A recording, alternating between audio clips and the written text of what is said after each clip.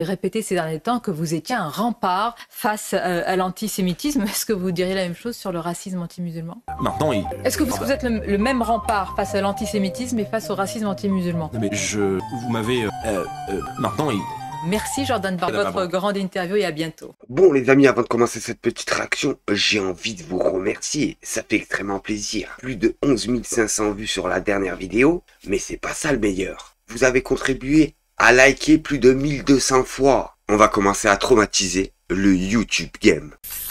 Bon les amis, on va parler sur cette première vidéo de la minute de silence à la mémoire d'Aboubacar Cissé qui a été tué vendredi à la mosquée. Et ben on a Julien Audoul, député du RN, ou je devrais dire ancien député du RN normalement, parce que Julien Audoul, faut le rappeler, qui a été condamné à 8 mois de prison avec sursis et 1 an d'inéligibilité. Alors la question qu'on va se poser bien sûr, qu'est-ce qu'il fait encore à la télévision, en costard 3 pièces, en nous expliquant bien sûr qu'il est encore porte-parole du RN. Quand je vous dis que c'est tous des mafieux, c'est pas pour rien les amis. Il nous explique que Marine Le Pen l'avait dit. Pour que l'on réserve les minutes de silence pour les soldats français tués en opération ou des circonstances exceptionnelles. Mais ça serait pas une circonstance exceptionnelle? Une personne qui vient se faire massacrer dans un lieu culte dans son propre territoire? Bref, vous l'aurez bien compris que ces personnes-là sont juste des racelards en puissance. Député de Lyon, porte-parole du Rassemblement national. L'Assemblée nationale a observé une minute de silence cet après-midi en hommage à Aboubacar Cissé, tué vendredi dans une mosquée du Gard. Le Rassemblement national n'était pas favorable à cette minute de silence. Pour quelle raison ? Marine Le Pen l'avait dit en conférence des présidents avec d'autres présidents de groupe pour que l'on réserve les minutes de silence pour les soldats français tués en opération notamment ou des circonstances exceptionnelles.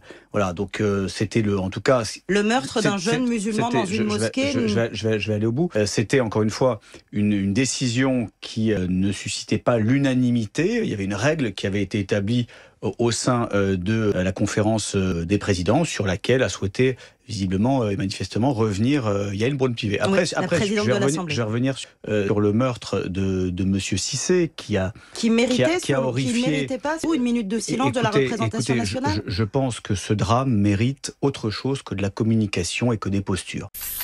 Mais ce qui est le pire les amis, vous voulez savoir c'est quoi? C'est que c'est pas les seuls qui n'acceptent pas la minute de silence. Voici la preuve. On a Georges Fenech, ancien magistrat quand même, qui vient se pavaner sur le plateau de CNews en expliquant si on commence à faire des minutes de silence à l'Assemblée nationale pour des faits divers, on peut en faire tous les jours. Il y a plusieurs minutes de silence en tant que parlementaire. C'était des hommes politiques qui venaient de décéder, des grandes personnalités. Là, si on commence à faire des minutes de silence à l'Assemblée nationale pour des faits divers, on peut en faire tous les jours. Tous les jours. Et quel sens ça a? Aucun. Que de rassembler la représentation nationale pour se recueillir. Mais sur quoi, en fait? On ne sait même pas s'il s'agit d'un crime raciste. Il n'y a pas de fait de société pour l'instant. La justice est saisie, elle vient à peine d'être saisie.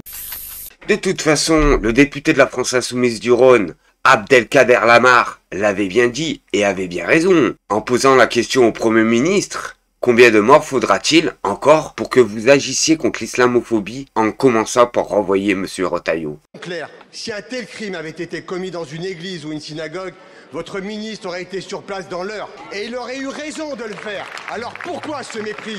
Pourquoi cette différence de traitement? La République fait-elle un tri entre ses enfants? Monsieur le Premier ministre, l'islamophobie est une réalité quotidienne niée par l'État, parce que les ministres qui sont censés protéger les Français musulmans les attaquent quotidiennement. Et face à cette réalité, votre responsabilité est immense.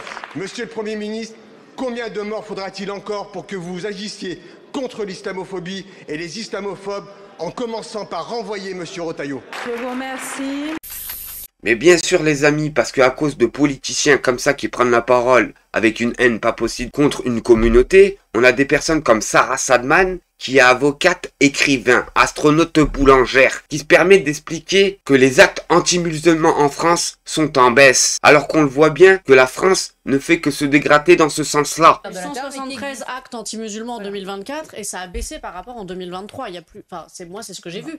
Donc il y a quand même des actes anti-musulmans et peut-être, pourtant je suis souvent d'accord avec Bruno Retailleau, s'il s'était déplacé plus rapidement, ça aurait été plus pertinent. Moi je le dis, ça aurait été une synagogue, j'aurais dit pourquoi il se déplace pas plus vite. Et là, bien sûr, on va se déplacer vers le petit Gabriel Attal, qui parle comme s'il n'avait pas participé à la déferlante islamophobe de ces dernières années. Ce gars, dont le seul bilan est d'avoir essayé de nous faire croire que l'unique problème de l'éducation nationale, c'était la baya. C'est la volonté de vivre sereinement, ensemble et en paix. Et de vivre dans un cadre, celui de la République. La République qui libère, émancipe et offre sa chance à toutes et à tous. La République qui protège, aveugle aux croyances. La République qui rassemble, comme un lien indéfectible entre les Français. Vendredi dernier, un homme, Aboubacar Cissé, a été sauvagement assassiné dans la mosquée de la Grand-Combe. Un homme qui n'a pas été visé dans n'importe quel lieu, il l'a été dans une mosquée, là où il pratiquait sa foi. Ce meurtre est une déchirure pour tous les Français, une déchirure pour la République. Car quand on s'en prend à un musulman, à un juif, à un chrétien, dans son lieu de culte, alors même qu'il est en train de prier son Dieu, c'est une défaite immense pour la France, pour toute la France et pour nos valeurs. Et donc, je le dis avec fermeté, honte à ceux qui oublient ce meurtre sauvage ou ne le condamnent qu'à demi-mot. Mais je le dis aussi, honte à ceux qui se servent de ce drame à des fins politiques, ceux qui font le choix du communautarisme. Et au nom de mon groupe, je veux dire tout notre soutien à notre collègue Jérôme Guedj, chassé d'une manifestation en mémoire du jeune homme tué sous les insultes et les cris antisémites. C'est cela le résultat du communautarisme. Alors ensemble, luttons. L'immense majorité des Français attend cela. Ils sont si nombreux, les Français, à ne plus supporter cette idée installée selon laquelle il faudrait s'en prendre aux musulmans pour défendre les juifs ou aux juifs pour défendre les musulmans. Ne laissons pas la politique défaire ce que la République a su faire pendant si longtemps, nous unir. Monsieur le Premier ministre, comment votre gouvernement nous aidera à lutter pour la République, pour l'universalisme, contre toutes celles et ceux qui prêchent la haine et veulent nous diviser?